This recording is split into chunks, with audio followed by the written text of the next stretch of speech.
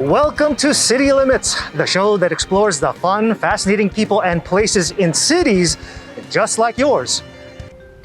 In this episode, we stop to smell the roses at the 2022 Tournament of Roses Parade in Pasadena, California. This iconic celebration of floats, marching bands, and equestrian units returns to delight and inspire a worldwide audience. Time to go into full screen mode because City Limits starts right now.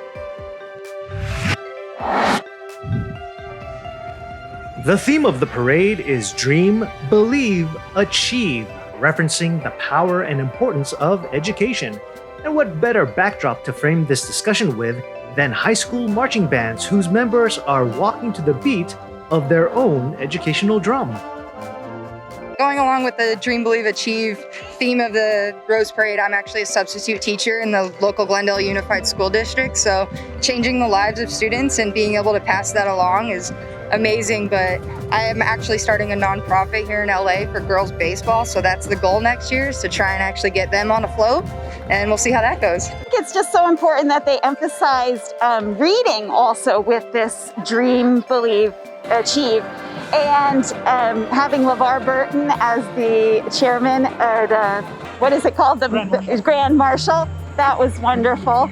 And it's really important for young people to know that they can dream, they can get themselves educated through books, through learning, and achieve their dreams through that. I'm a huge supporter of people pursuing an education and going on to pursue a higher education as well. I have plans to pursue my doctorate of business administration this upcoming month, so I'm a huge advocate. I love studying, I love learning and being able to just expand my knowledge in different criteria.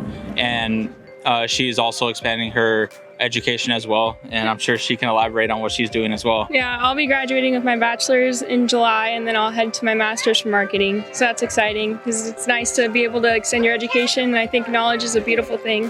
I have a great dream for education. I think that's the most important thing in the world, just to keep learning as we get older. Before any horses trot down Colorado Boulevard on New Year's Day, Equest Fest puts on a show for spectators that packs quite the punch. I'm a part of the Spirit of the West Riders, and what they get to see with our group is me with my family, we do a little bit of trick roping, and this is to allow people to interact with what the cowboys get to do for fun from the Old West.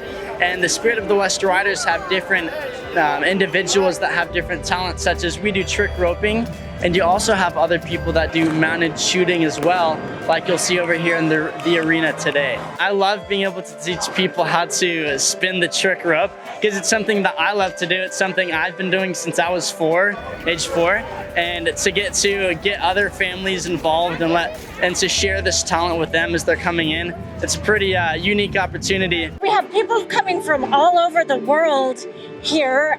We have all the different ethnicities, cultures, and when they come here, they're just given this festivity for the eyes, and you get to see all kinds of horses from all over the world. When you get on a horse, it transports you into another world, and you, especially as a woman, and you can be weak physically sometimes, when you get on a horse, you are so powerful, you are so strong, and it's just iconic. I mean, when you ride a white horse down the parade route, you see women just, you know that's their dream, and you're like, I'm lucky enough to be riding, the horse of their dreams. Despite 2022 being well underway, the memory of the sights, sounds, and, oh yes, the fragrances of the Rose Parade floats lingers with those fortunate enough to have witnessed them in person.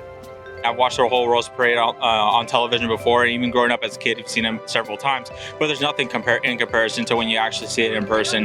The just attention to detail that these people have implemented into these floats is it can't be compared to anything else. It's honestly extraordinary. It's so much better than watching it on television, and it's great to have it back again this year.